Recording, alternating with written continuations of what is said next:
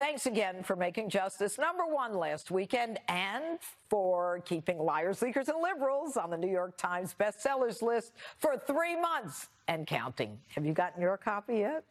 A very special show on tap for tonight. Counselor to the president, Kellyanne Conway, is here live. Katrina Pearson from the Trump re-election campaign, and later the host of Tucker Carlson Tonight, Tucker Carlson himself.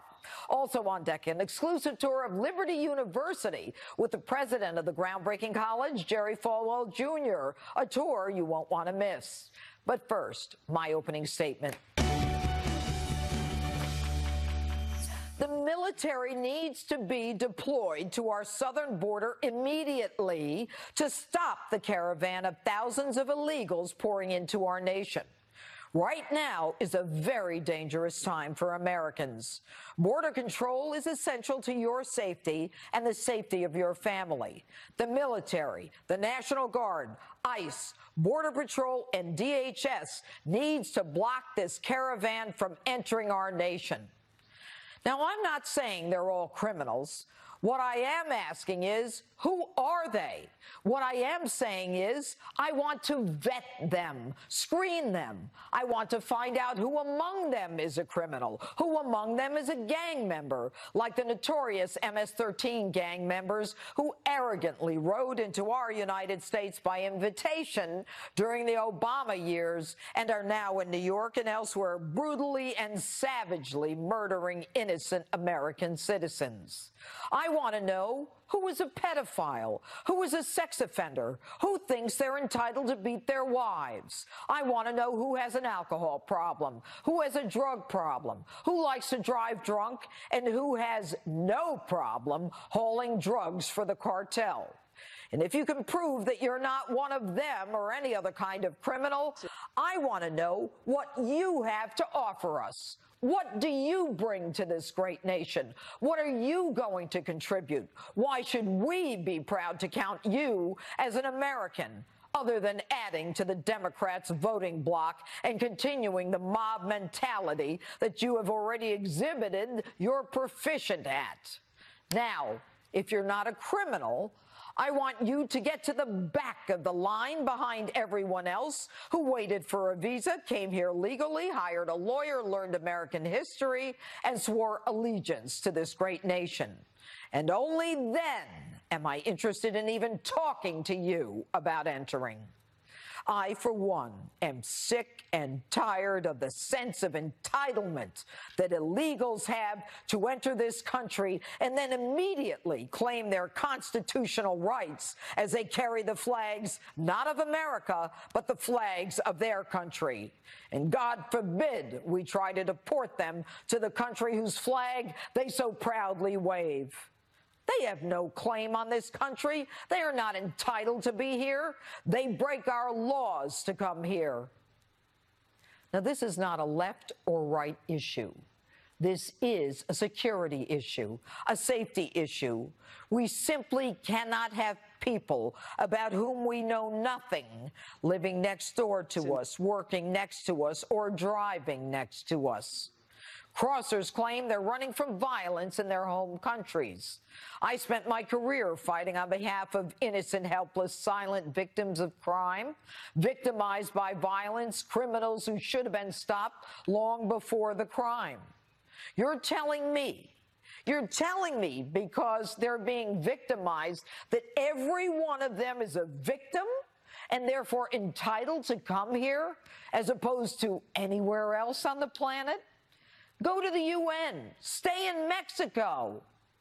Now they say their poverty is justification for illegal entry. I've got news for you.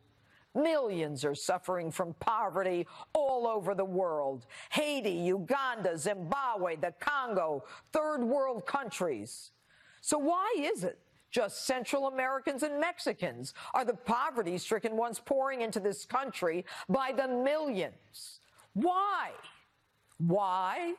Because they can. Because no one has told them they can't. Because no one has stopped them. They come because there's a big prize at the end. education, medication, housing, food stamps, all the things that you pay for. So you want open borders. Look at what it's done to Europe. If the left, the mob, and the demon rats had their way, there'd be rogue cities and rogue zones all over the U.S., just like Europe, with crime-ridden zones where law-abiding citizens, even law enforcement, are afraid to enter, and for good reason. The left, then, the Democrats in this country add an additional layer of protection so illegal criminals cannot be arrested in sanctuary cities and states where American citizens are thus put at risk. These people don't want a border wall. Have you ever asked yourself why? Do you really think they have a philosophical or an ideological objection to the concept of a wall or protection? Of course not. All these bozos are protected by doors and fences and security, yet they want our borders open. They want illegals to cross as a mob and act as a mob and unite around a state they have no right to be in and register and vote Democrat. Many bring the poison, drugs that take the lives of hundreds of thousands of Americans. A primer. 90% of heroin used in this country comes through the southern border. And Mexico thumbs its nose at us and says, your people asked for it. I got an idea. It's time to play hardball. The foreign aid to those countries, Guatemala, Honduras, and El Salvador, some $464 million in foreign aid from us, end it. Congress needs to stop the flow of our money to them. And if they need it so badly, use it to take care of the poverty and the victimization in their country. And I am sick and tired of people telling us to have a heart. We have a heart. We are the most generous country in the world.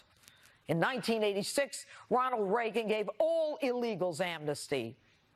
But amnesty does nothing but create an incentive for additional crossings by illegals. And so, here we are again. And for all of you who want to trash President Trump, I've got even more news for you. Presidents Bush and Obama sent the military to the border to the tune of $1.3 billion. And it's time to do it again. So let me be clear. When you cross the border into these United States illegally, expect to be arrested. You do not have the right to come here. We did not invite you here. You cannot stay here. And on your way out, you can tell the Democrats, George Soros, and the angry mob that's coming here, you either come the right way like everyone else or be ready to face the military and a one-way ticket back to where you came from. And that's my open.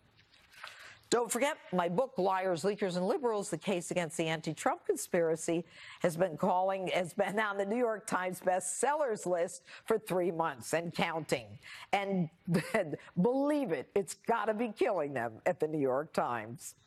And President Trump tackled the issue of immigration and the caravan in Guatemala while taking on the Democrats at a raucous rally in Nevada today. Take a look.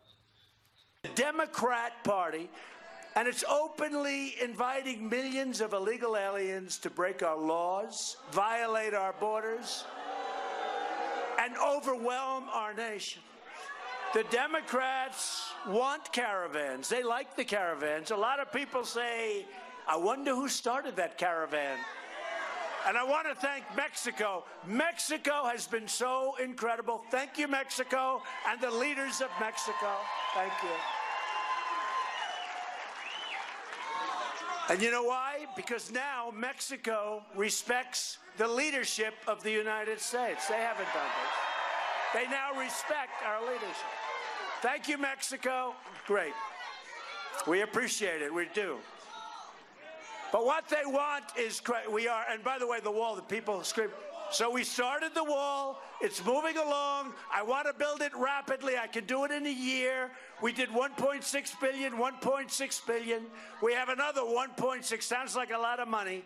When you're going for almost 1,000 miles, it's not that much, but the wall is moving. I want to do it in 1 year. I want him to approve the wall. And joining me now with more on this developing story and some other topics making news, Counselor for President Kellyanne Conway. Kellyanne, thanks for being here today. You know, it's interesting. The president just then suggested that, you know, there might be more behind this and this sudden caravan right before the midterms. I must tell you, it seems to have happened all of a sudden. I mean, I haven't heard about a caravan since Obama invited them in 2014 and 15. What do you think is the genesis of this sudden movement toward the U.S. border? Well, Judge, whatever the genesis, it's so great that the cameras and the Klieg lights are on, because I'm always a fan of just showing America what is really happening. Not just what is being curated through some of the reports and cherry-picked through some of the reports, but just shine a light, bring the cameras. And now people can see what it really means. Before, they saw what they called the kids in cages, which of course turned out many of them to be President Obama's kids in cages. But let them see what's actually happening, and let them juxtapose that with a president who is saying, in light of the modernized revolutionary trade deal, the USMCA, Mexican-Canadian-American trade deal, that we have better relationships with Mexico now. They respect this president and commander-in-chief, and they are helping now. Yeah, Kellyanne, if they respect this president and commander-in-chief, and I believe you and I believe the president, I should be comfortable believing that Mexico is going to stop them before they come through the United States. Well, they ought to do that, because I'll tell you, if you look statistically, Jeanine, and I want everyone to know that until very recently, the predominant trafficker, predominant person coming over the border was a single male, one male person coming in from Mexico. Now, 45% or so are family units are coming in, unaccompanied minors or people who say they're a family coming in from Central America. This is a problem because we are encouraging people to smuggle children over and pretend they are a family unit. There's no way for folks to know instantly at the border. And by the way, and I talked to a number of cabinet secretaries and other senior officials this week, don't forget, our brave men and women at the border are doing the best that they can. And they risk their lives every single day to be there and ask legitimate questions. If you want to come through one of the 26 ports of entry, if you want to stand in line and immigrate into the world's most generous country to immigrants, you can do that. We're talking about the sexual assaults are up now. The child smuggling is up. The drug smuggling is up.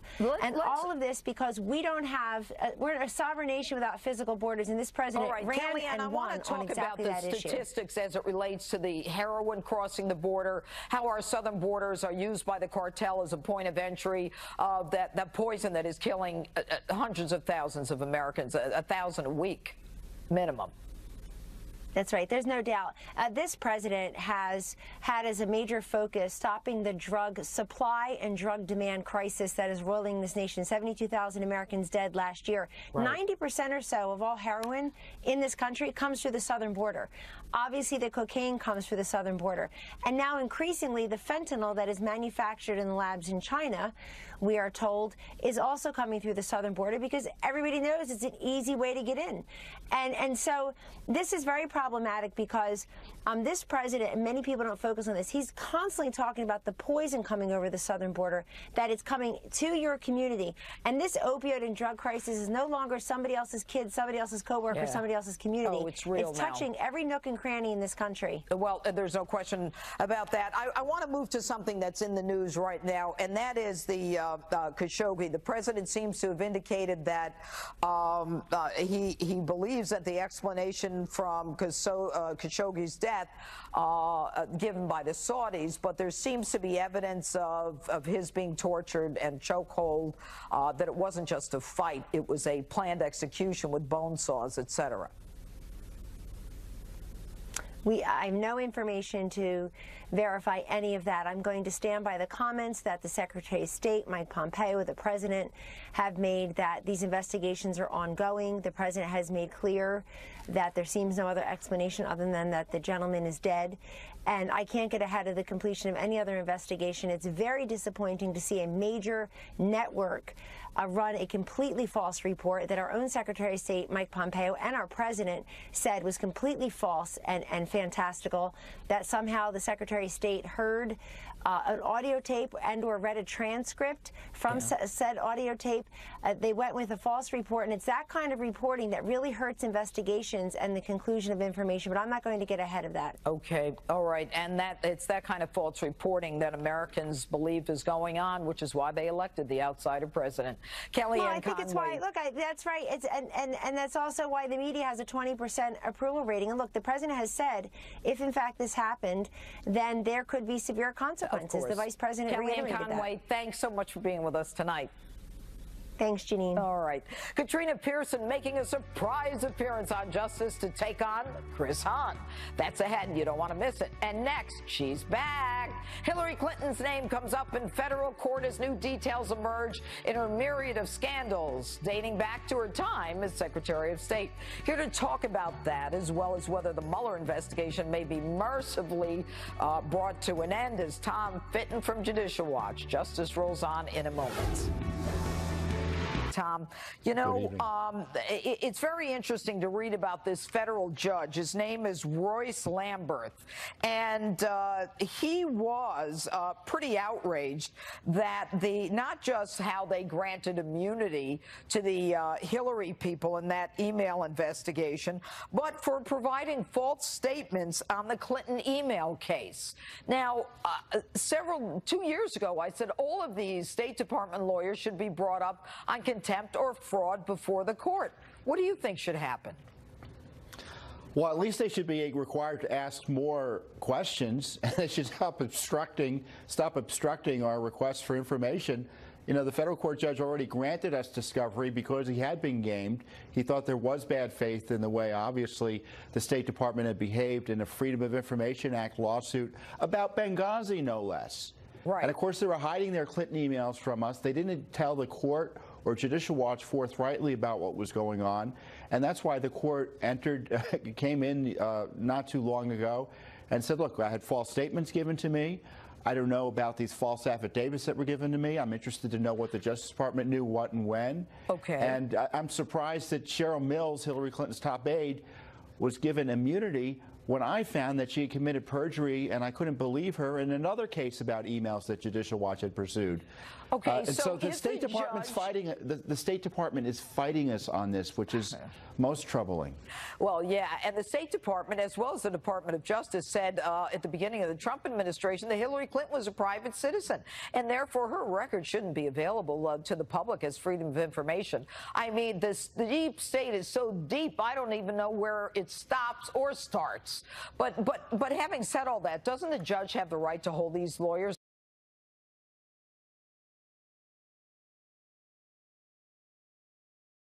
be granted over after we get some of the questions we still have pending with the State Department? We're asking, for instance, this judge to allow us to depose Hillary Clinton directly, ask her questions directly about her email practices. And he's considering it still. Cheryl Mills also another top aide. What's the likelihood that that's going to happen, Tom? I think it's a significant likelihood. We've already questioned her under oath in written questions.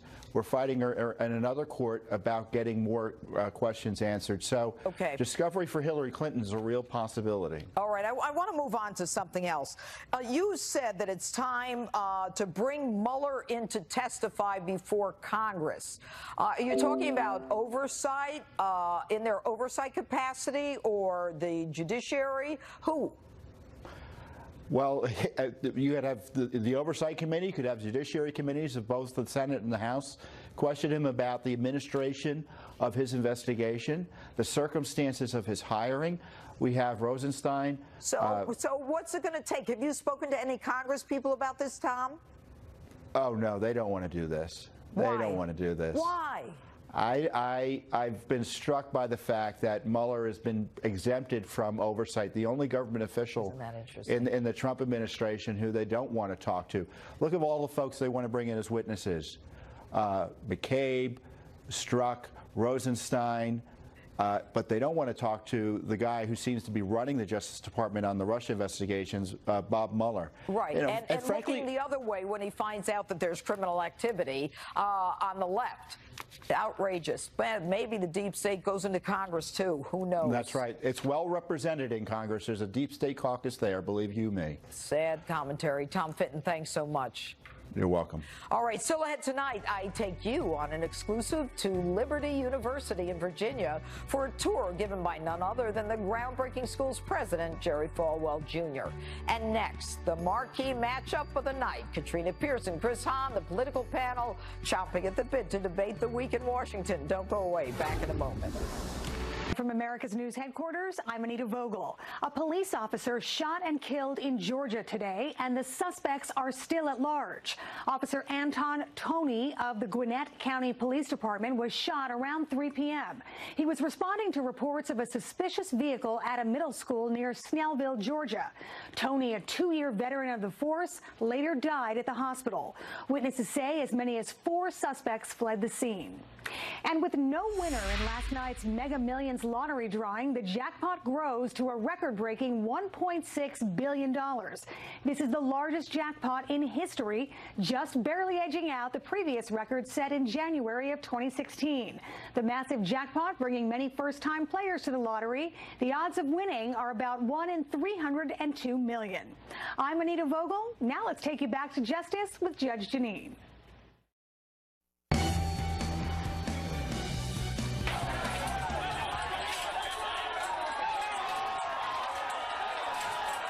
As you can see, chaos at the Guatemala-Mexico border and immigration taking center stage in the national debate again, just in time for the midterm elections. Just one of the topics we talk about with the panel.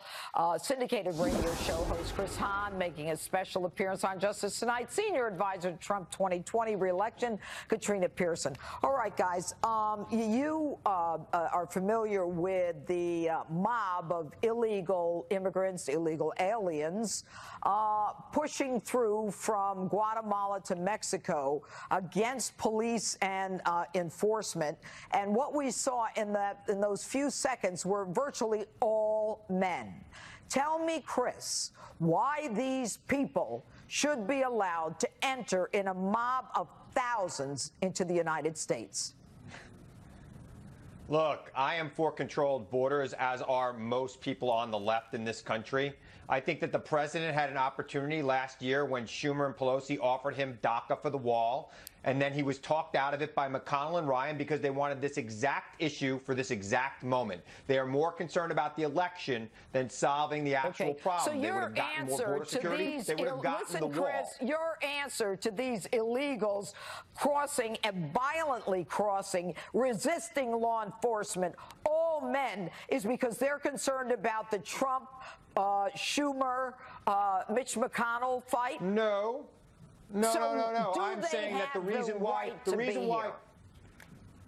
of course not, unless they are seeking asylum legitimately or there's a reason for them to be here and everybody agrees with that. They need to come here legally, and there needs to be a process. And there was goodwill by both the president, Leader Pelosi, and Leader Schumer, but Mitch McConnell and Paul Ryan blocked it. I don't want to talk politics tonight, Chris. I want to talk about this mob. Okay.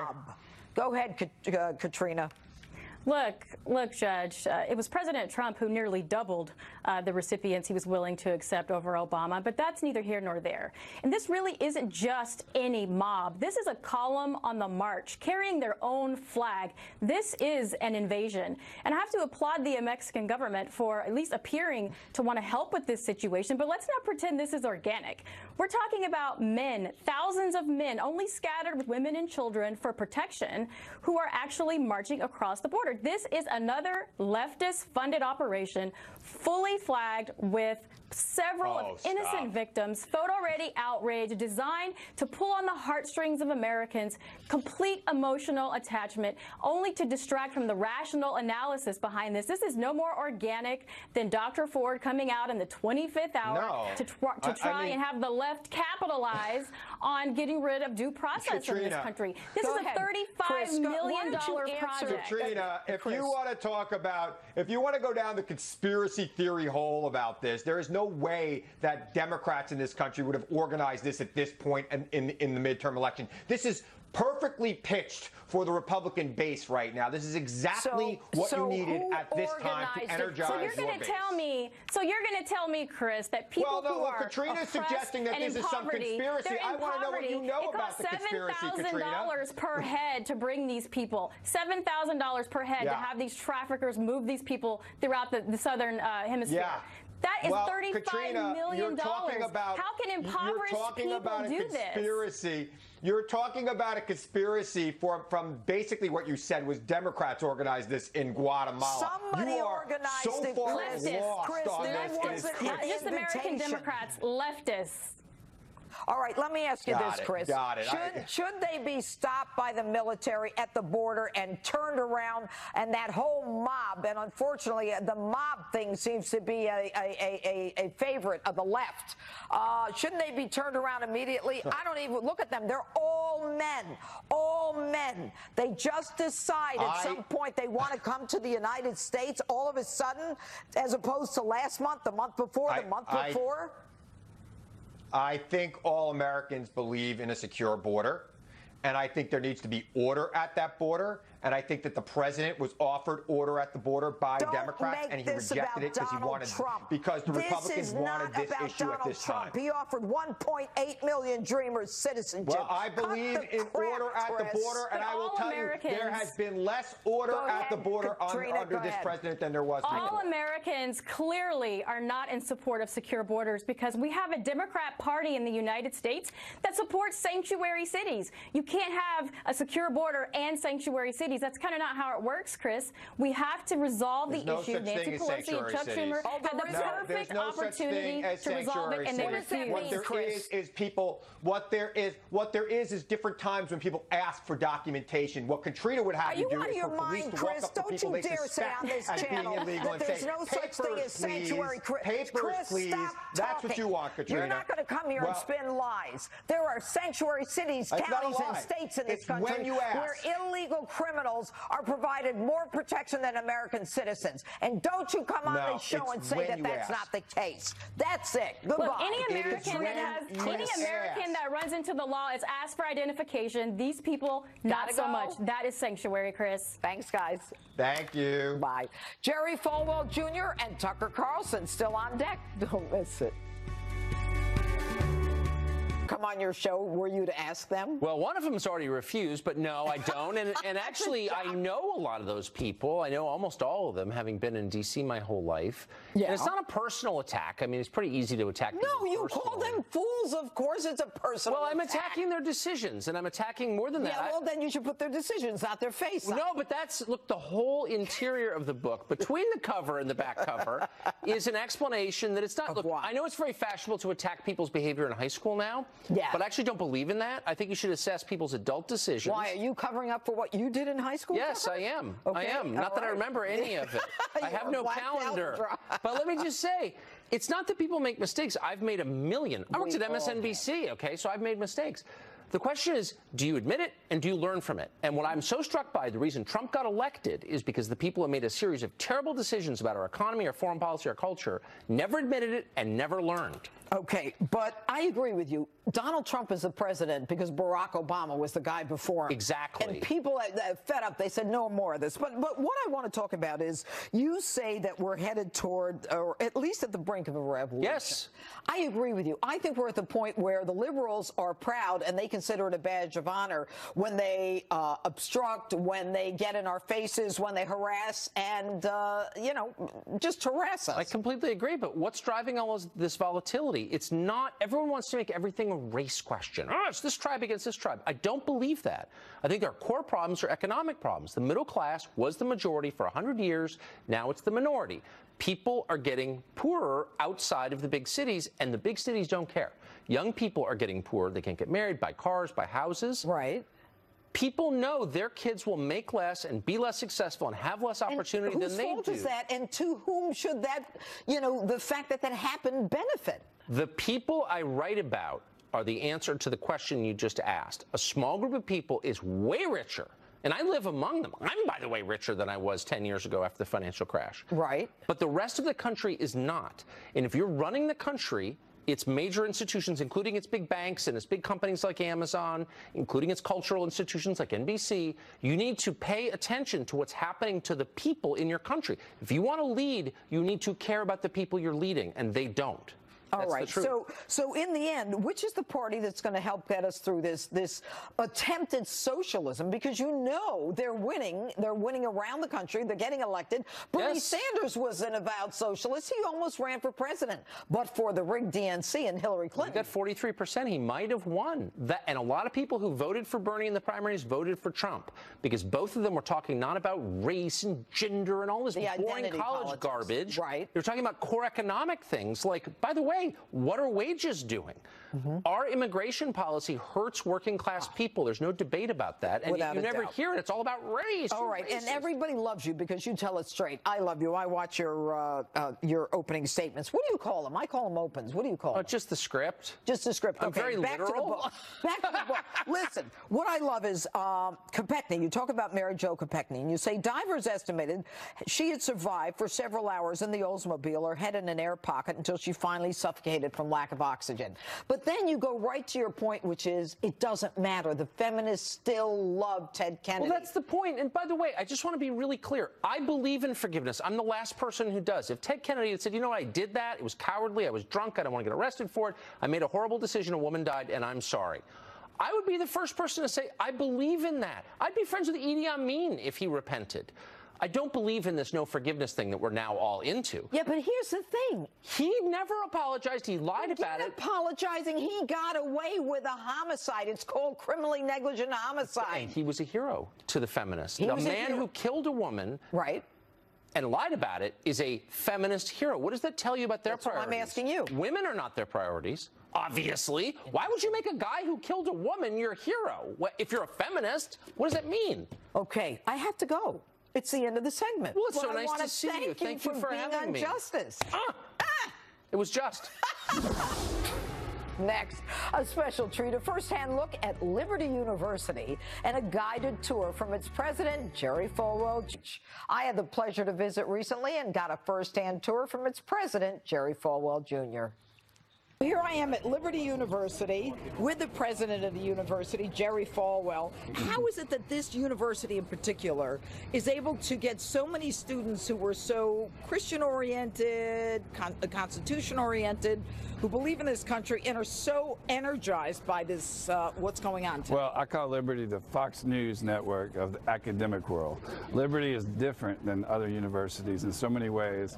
The Chronicle of Higher Education did a cover story a few years ago that said that the success of Liberty University is rooted in the fact that Liberty doesn't try to be like every other university. We try to emphasize academic freedom, freedom of expression. We try to keep education affordable and accessible. Let's walk a little bit. Yep, What is this right here, this tower that's in front of The tower is the School of Divinity. It's 275 feet high, which is nearly 28 stories. There's a classroom on every floor. Under the lawn right there. Under the lawn. There's 3 basketball courts where the basketball team practices. Those are the newer dorms up there on the hill. A lot of new construction going on still. Let's talk about the young kids here, the students here, Yep. they are so different from their, cohorts in universities. Visitors to campus are always telling me how they go out of their way to ask them if they need directions. They drop something, the students will pick it up for them. A lot of universities, you walk on campus and the students won't make eye contact with them. Right. What is the role? Let's get a little more political. I mean, with the midterms coming up, what's the role of the evangelical Christian? Having seen everything that we saw with the Kavanaugh hearings, and what role do they play, and can they turn elections in this country? Well, when President Trump said to African Americans, "What the hell do you have to lose?" we took that as that he was talking to evangelicals as well, because establishment Republicans have betrayed us for decades. And so a lot of us voted for Trump because what do we have to lose? Do you think, though, that after the Kavanaugh hearings and the sharp divide in this country, that's going to bring out the evangelicals? Absolutely. I think they're angry about how he was treated, and I've heard that from a lot just the last couple of days.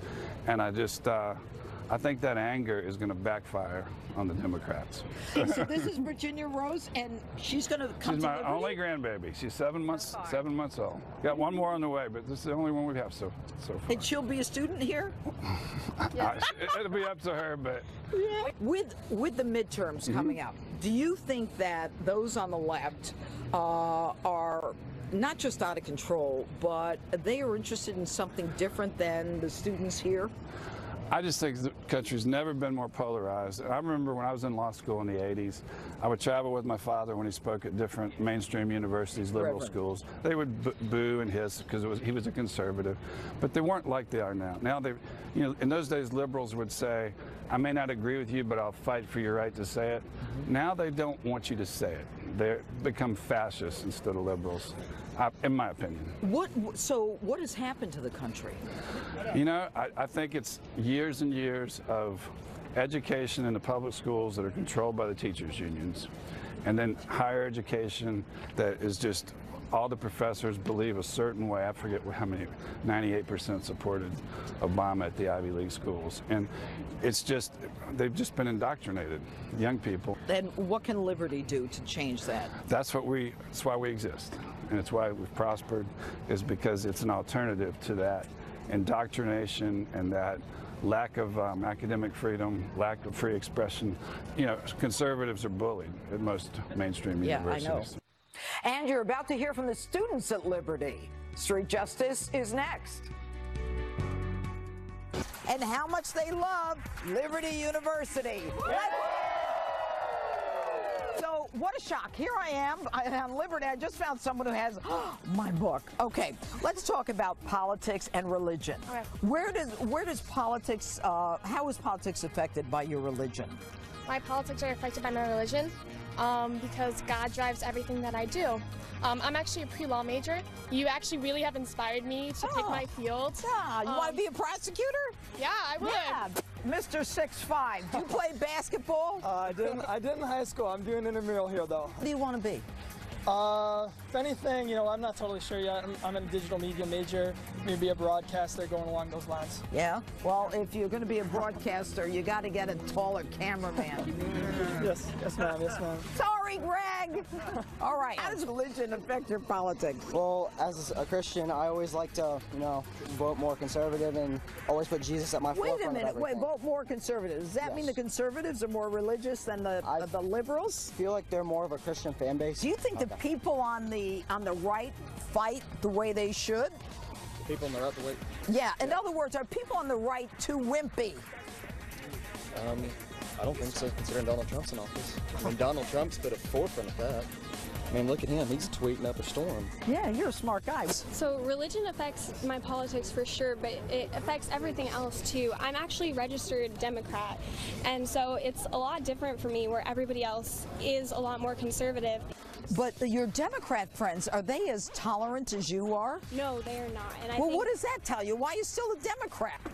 With a show of hands, how many of you are going to vote Republican in the midterms? Yeah. Okay. Now, put them down. How many of you are going to vote Democrat in the midterms? Are you not?